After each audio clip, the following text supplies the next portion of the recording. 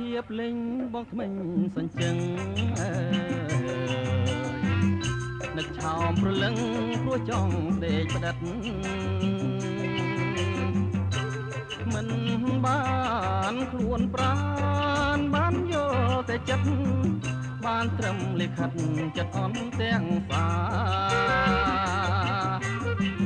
បងហុចសម្បត្តិស្ទើរផុនដង្ហើម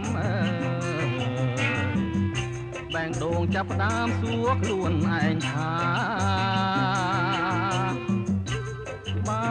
គេមិនស្និទ្ធគួរកិនយ៉ាងណាព្រោះអូនជាផ្កាដុះក្នុងរបរសម្បត្តិបងមួយព្រួយក្នុងអារម្មណ៍ខ្សែមុនសណ្ដំជួបពីងឆ្លើយឆ្លងពីតូចធ្វើកោអូនជាងលើខ្នងនាងជាកំរងពន្លកស្នេហាសម្បត្តិថ្ងៃនោះចាឈ្មោះអូនបងអើយពីងពេញចងក្រងលែបហើយវិចាបងលូនលន់តួសូមពៀនមេត្តា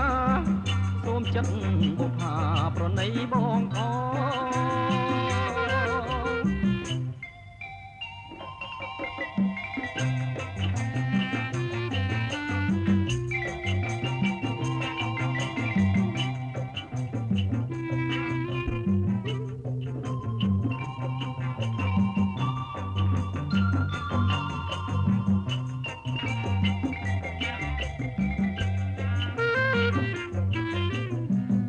សម្បត្តិបងមួយព្រួយក្នុងអារម្មណ៍